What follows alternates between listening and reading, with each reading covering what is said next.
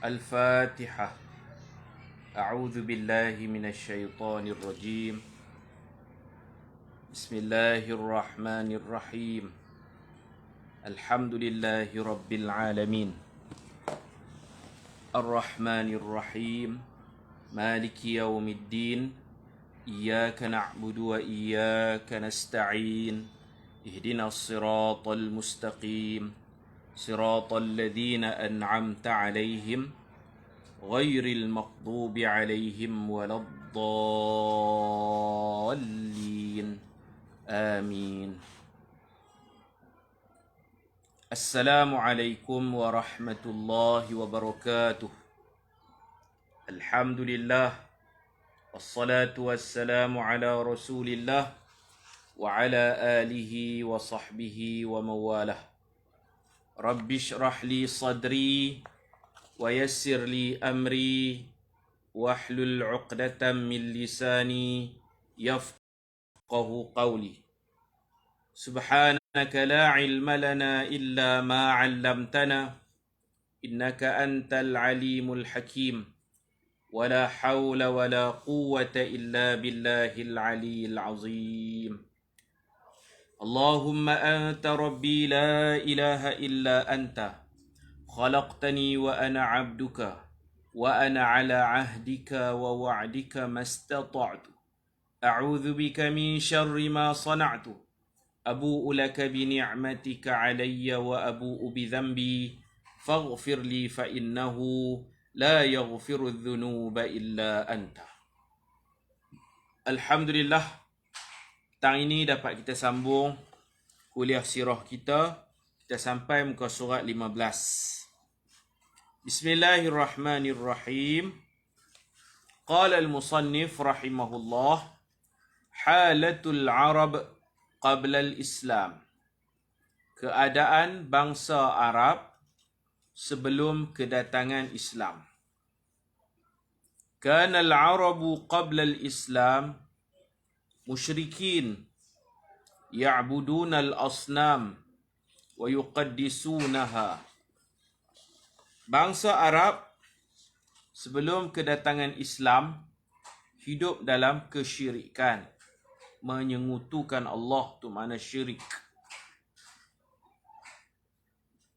Kafir, syirik. Mereka menyembah dan memuja berhala-berhala.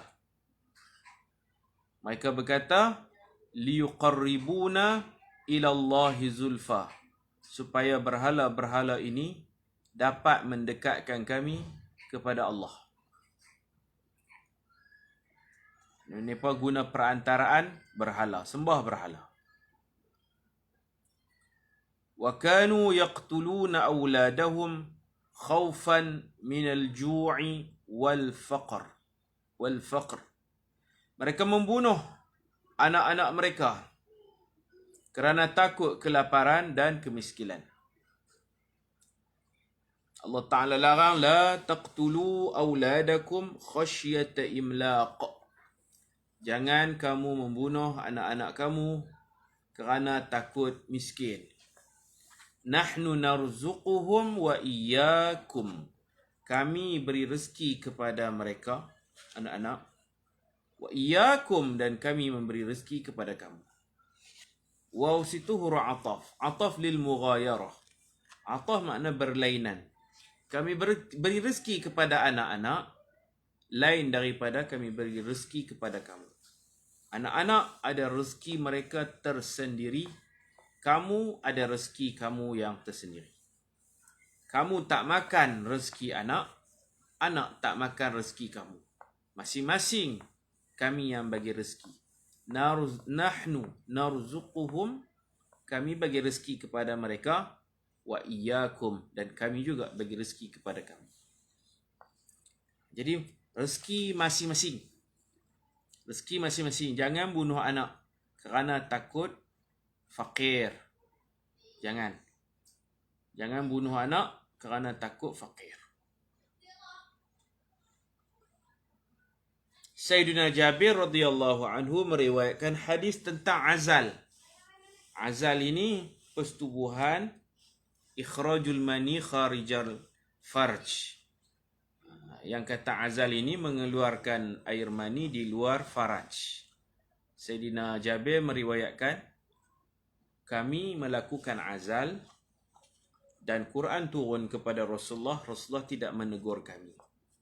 Jadi azal itu dibenarkan dalam Islam. Perancang keluarga. Tapi bukan kerana takut miskin. Jangan orang merancang keluarga dengan cara tabi'i, cara azal, kerana takut nanti tak boleh nak bagi makan anak-anak. Itu tak boleh tu.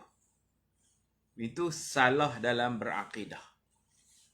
Siapa tak mau anak ramai, takut tak ada duit nak jamu makan.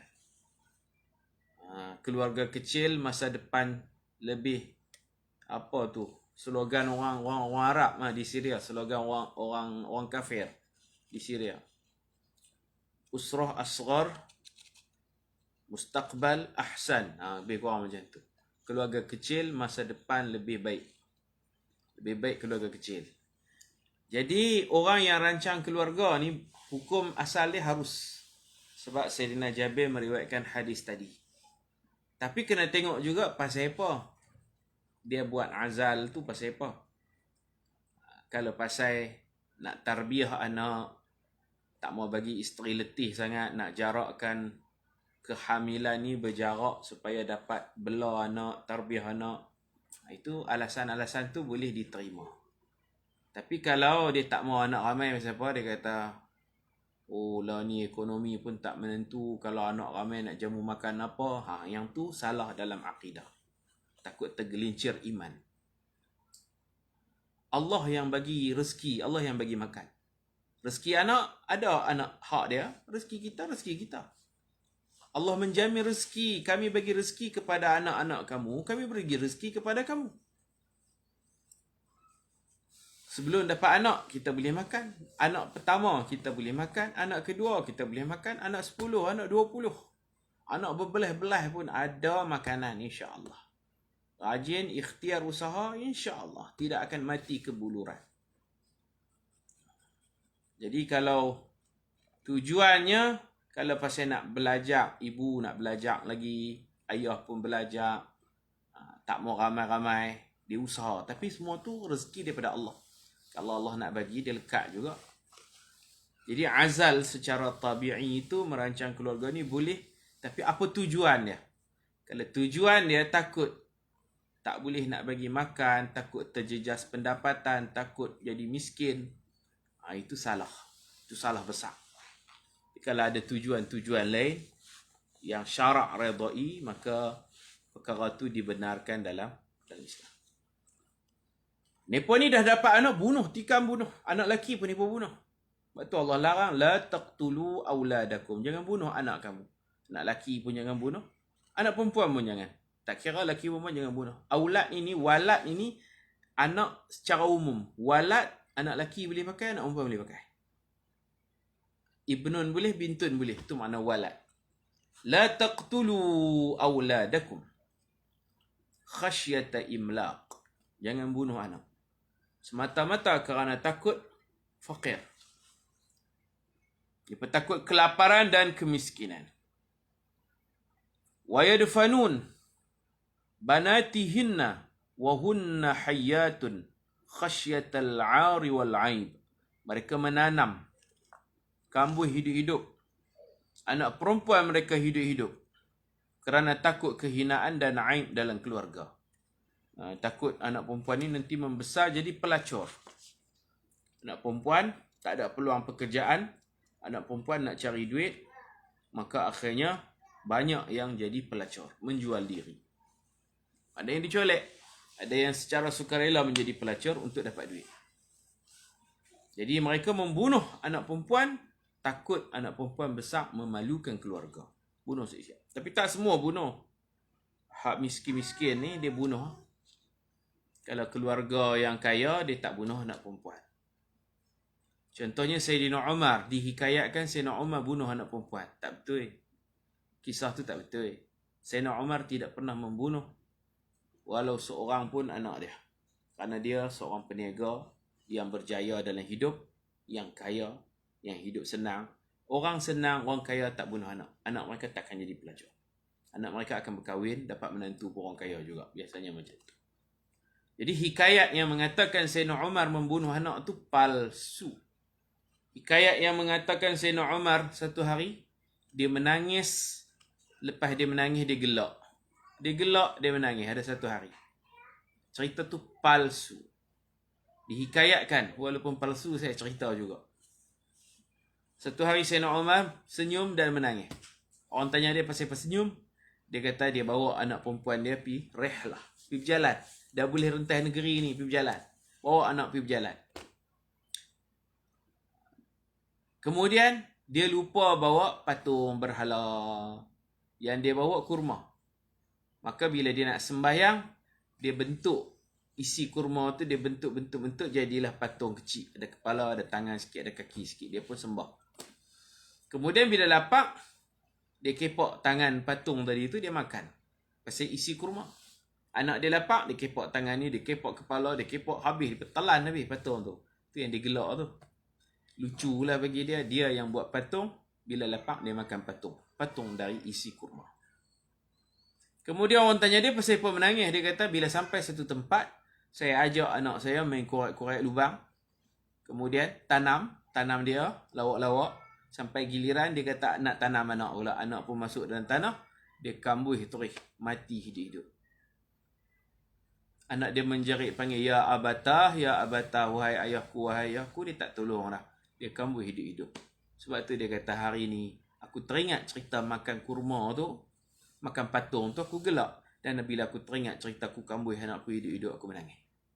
Cerita ni tak betul. Sayyidina Umar tak pernah pun menanam anaknya, tidak pernah membunuh anak. Wa kanu mutanafirin. Bukan semua orang bunuh anak. Orang-orang miskinnya. Orang yang hidup di pendalaman. Wa kanu mutanafirin mutasyajirin. Yuharibu ba'duhum ba'dan li'awhal asbab. Mereka gemar bermusuhan dan bertengkar. Sebahagian mereka sanggup memerangi sebahagian yang lain walaupun dalam perkara yang remeh-temeh. Ad-da'watu sirran, berdakwah secara rahsia.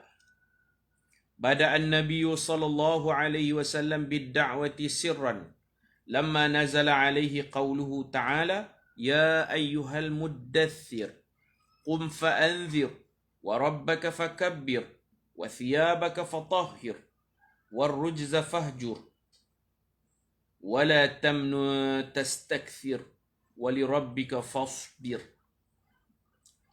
Nabi SAW memulakan dakwah secara rahsia selepas Allah menurunkan wahyu iaitu surah Al-Muddathir dari ayat pertama hingga ayat ke-7.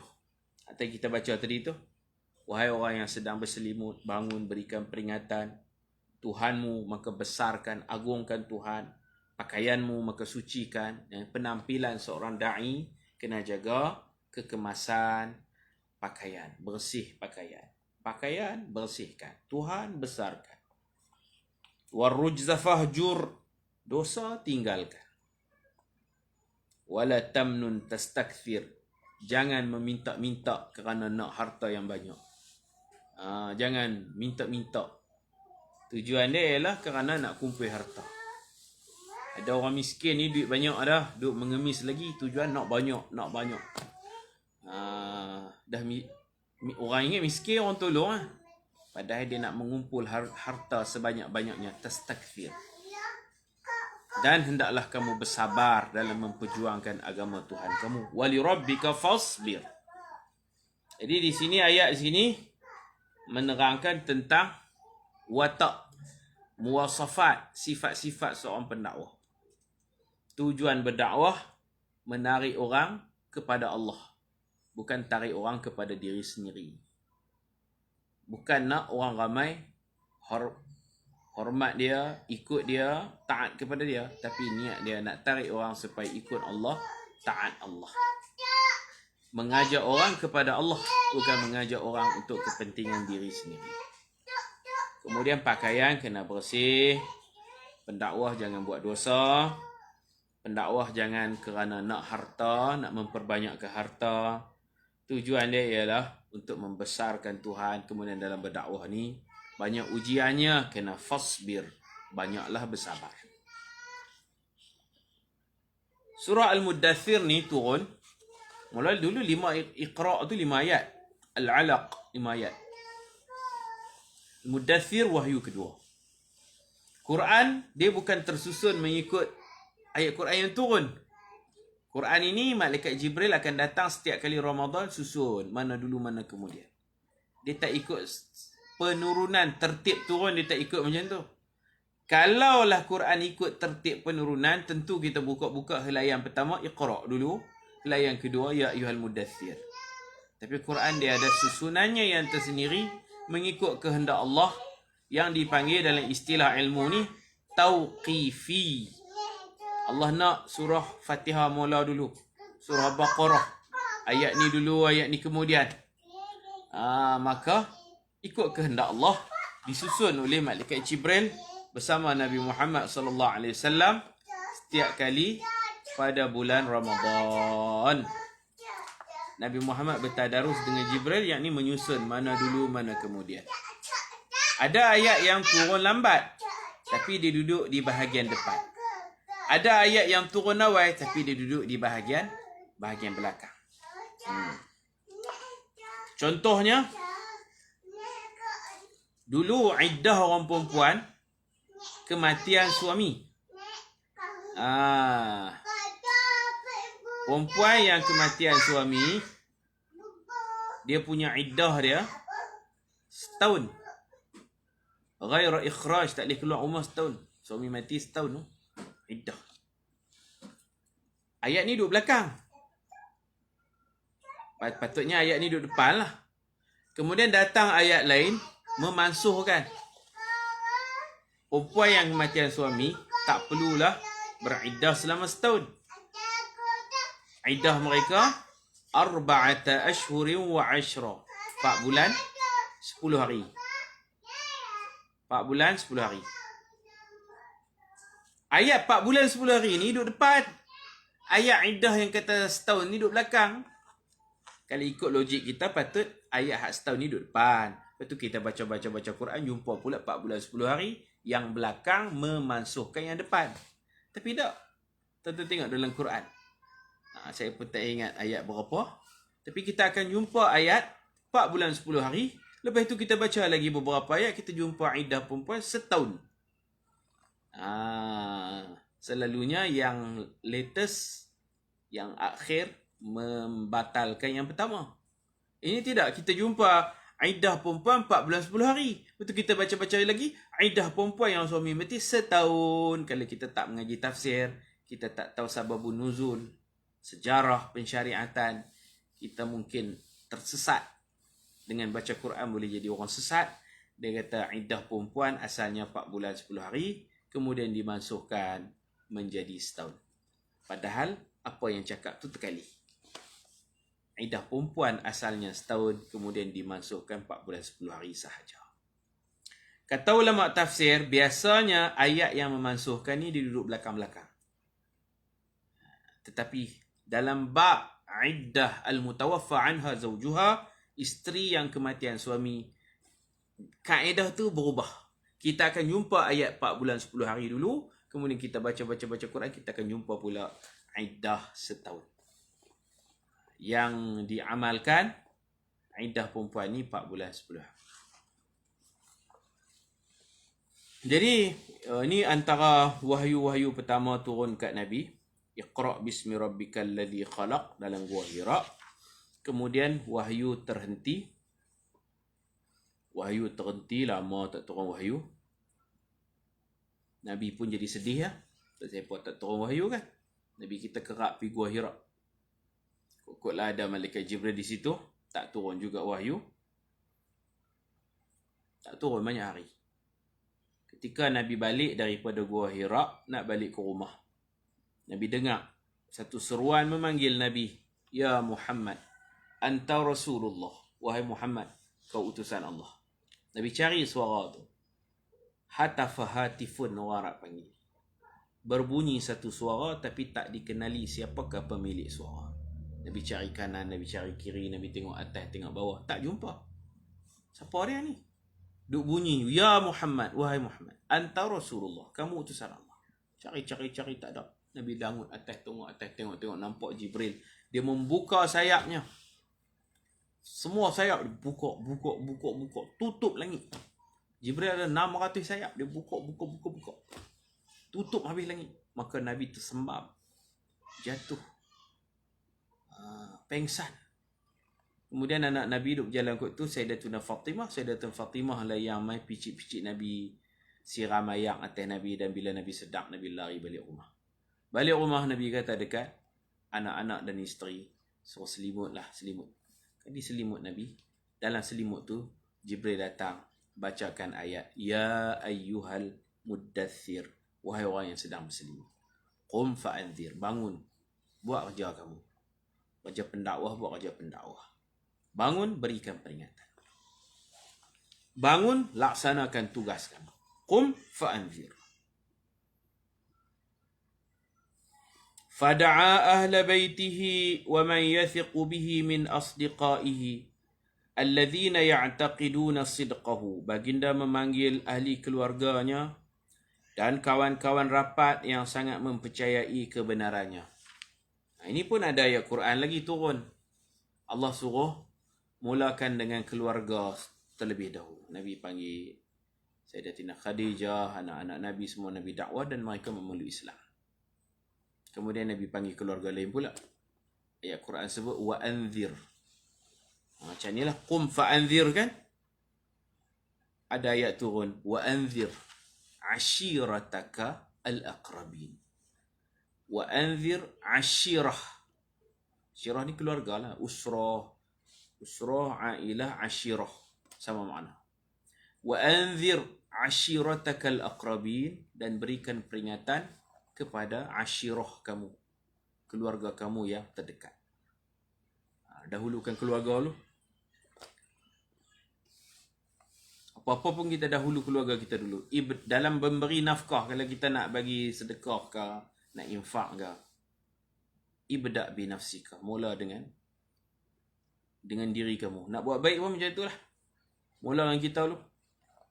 Kita nak ajak orang sembahyang witir, kita kena rajin sembahyang witir dulu. Mula dengan dirimu. Thumma biman ta'ul, kemudian dengan keluarga yang kamu ta'ul, kamu tanggung nafkah. Keluarga kamu, family kamu dulu. Lepas tu adik-beradik, sepupu sepakat. Dalam dakwah pun macam tu. Wa anzir ashiratakal aqrab. Dakwah kepada keluargamu yang terdekat terlebih dahulu. Lepas tu pelan-pelan lah. Bila dah ramai masuk Islam, Nabi memilih pusat dakwah di rumah Arqam bin Abi Arqam Al-Makhzumi, kabilah Bani Makhzum. Fada'ahum ila ibadatillahi wahdah warra'fati bin nas wal iltihadi wa tarkil harbi. Baginda mengajak mereka agar menyembah Allah yang esa, berlemah lembut dengan manusia, bersatu dan meninggalkan peperangan. Nabi ubahlah masyarakat yang suka berperang, jangan perang. Kerah, lemah lembut. Berpecah, bersatu padu. Itulah ajaran yang Nabi bawa, yang menarik perhatian orang ramai kerana Nabi nak buat satu reform, satu perubahan daripada berperang kepada bersatu padu, tolong menolong, lemah lembut, berakhlak. Innama bu'ithtu liutammima makarimal akhlak. Aku diutuskan untuk menyempurnakan akhlak yang mulia. Nak pergi sempurna, akhlak tu ada dah, cuma tak sempurna. Mereka suka melayan tetamu, ada akhlak tu. Mereka tidak bercakap bohong. Orang Arab ni betul, sarah, cakap terus terang, tak ada sembunyi-sembunyi. Jadi Nabi nak sempurnakan lagi akhlak itu supaya lebih sempurna, lebih mulia. Wa qad bada'a bid-da'wati sirran khaufan min mufaja'ati an-nas bi amrin lam ya'rifuhu wa lam yasma'u bih. Sesungguhnya baginda memulakan dakwah secara rahsia kerana bimbang manusia akan terkejut dengan agama Islam yang mereka tidak pernah mengenalinya. Bahkan mereka belum pernah mendengar berita tentangnya sebelum ini. Memang tak tahu apa. Jahil. Dah 500 tahun Nabi Isa naik atas langit. Orang panggil Ahlul Fatrah. Zaman kekosongan. Tak ada Nabi, tak ada Rasul.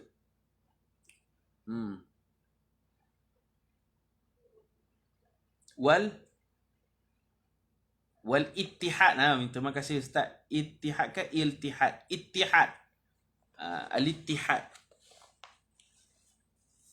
Ittahada yattahidu ittihad. Ittihad. Lam tu tak ada tu. Ittihad. Bersatu padu. Pepatah Arab sebut al-ittihadu quwwatun. Al-ittihadu quwwatun. Hamzah pun tak ada tu. Alif lam tu dibuang jadi ittihad. Al-ittihad. Al-ittihadu quwwatun. Bersatu teguh. Wal-iftiraqu dha'fun. Bercerai roboh. Bersatu ittihad. Persatuan pun orang panggil ittihad juga. Di Syria dulu ada Al-Ittihad Talabah Al-Maliziyin, Persatuan Pelajar Malaysia, PPMS, Persatuan Pelajar Malaysia Syria. Jadi agama ni orang tak pernah dengar. Orang hidup dalam kesesatan, menyembah berhala. Orang pertama yang bawa berhala ke Mekah, nama dia Amru bin Luhai. Dia balik daripada perniagaan di Syam, dia tempah satu berhala daripada Syam. Berhala tu nama berhala Hubal. Dia bawa balik, order dari Syria, hantar mai, bubuh dalam Kaabah. Berhala paling besar dalam Kaabah. Berhala kayu. Namanya Hubal, Habalam. Kemudian orang pakat buatlah berhala macam-macam rupa. Rupa tak serupa, ada muka orang, muka macam-macam. 360 berhala dalam Masjidil Haram.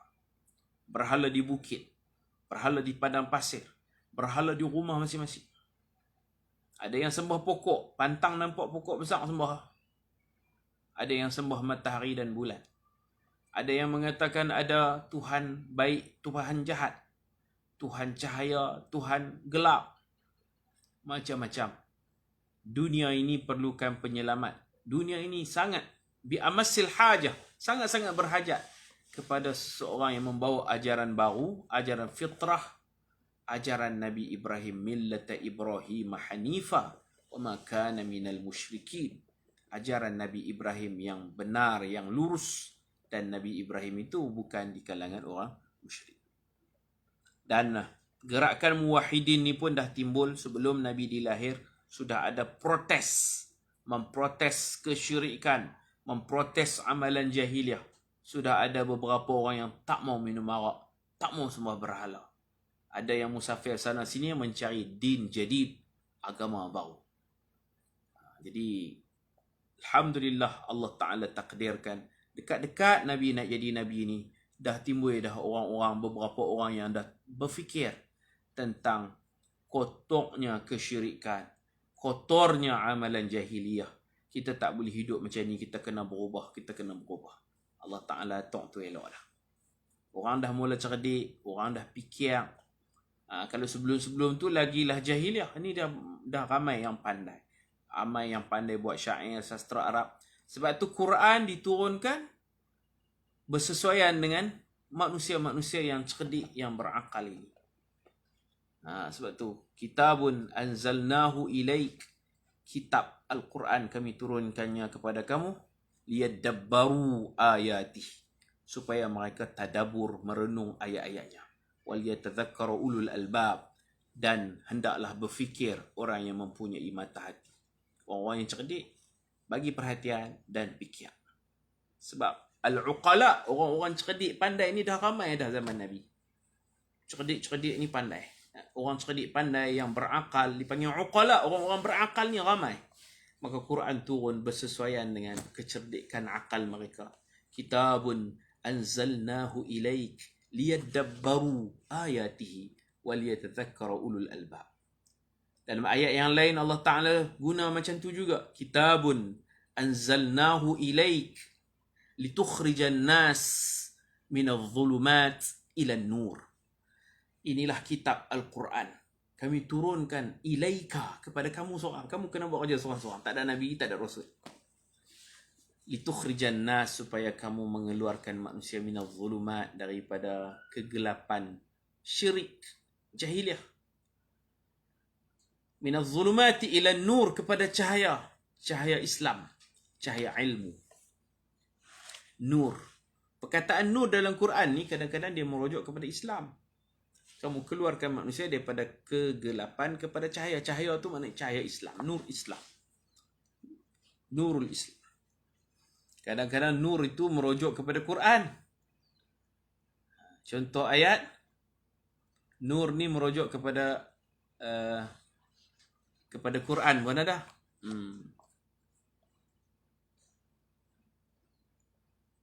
Ada nur dalam Quran, maksudnya Quran. Ada nur maknanya agama Islam. Allahumma salli wa sallim wa barik ala sayyidina Muhammad. Laqad ja'akum minallahi nur. Nur itu Quran. Ataf tafsirnya wa kitabun mubin. Laqad ja'akum, demi sesungguhnya telah datang kepada kamu, minallah, daripada Allah. Laqad ja'akum minallahi nurun wa kitabun mubin. Telah datang kepada kamu satu cahaya, yakni wa kitabun mubin. Waw itu ataf tafsir. Cahaya apa? Cahaya kitab yang nyata, yakni Al-Quran. Nur bimakna Islam, nur bimakna Al-Quran. Dan ada satu lagi nur bimakna Nabina Muhammad sallallahu alaihi wasallam. Ada nur dengan maksud Nabi kita sendiri. Nabi kita Muhammad An-Nur. Muhammad yang bercahaya. Nabi kita dipanggil Nur juga. Ini ayat Quran surah Al-Ahzab ayat 46. Wa da'iyan ila Allah bi'izni. Nabi Muhammad da'i, mengajak orang kepada agama Allah. Wasirajan, Nabi Muhammad lampu. Munira, yang bercahaya. Lampu yang bercahaya itu nur, Nur Muhammad. Jadi nur dalam Quran, kalau kita jumpa nur, tak lari daripada tiga makna. Nur Al-Quran, Nurul Islam, satu lagi Nur Muhammad. Cahaya itu cahaya Nabi Muhammad sallallahu alaihi wasallam. Orang pertama beriman. Kita berhenti dekat ni dulu. Mudah-mudahan ada manfaat daripada kuliah kita, insya-Allah. Pagi esok tak ada kuliah. Pagi esok saya ada kuliah subuh di Masjid Pajak Song. Dah mula dah. Mula balik kuliah subuh. Di kuliah sirah untuk esok kita sambung, insya-Allah, pada waktu petang, insya-Allah. Mudah-mudahan apa yang kita sampaikan ini bermanfaat. Wassallallahu ala sayyidina Muhammad wa ala alihi wa sahbihi ajma'in. Walhamdulillahi rabbil alamin. Subhanakallahumma wa bihamdika ashhadu an la ilaha illa anta astaghfiruka wa atubu ilaik. Bismillahirrahmanirrahim. Wal 'asr. Innal insana lafi khusr illa alladhina amanu wa 'amilus shalihat wa tawasaw bil haqq وتواصوا بالصبر. السلام عليكم ورحمة الله وبركاته.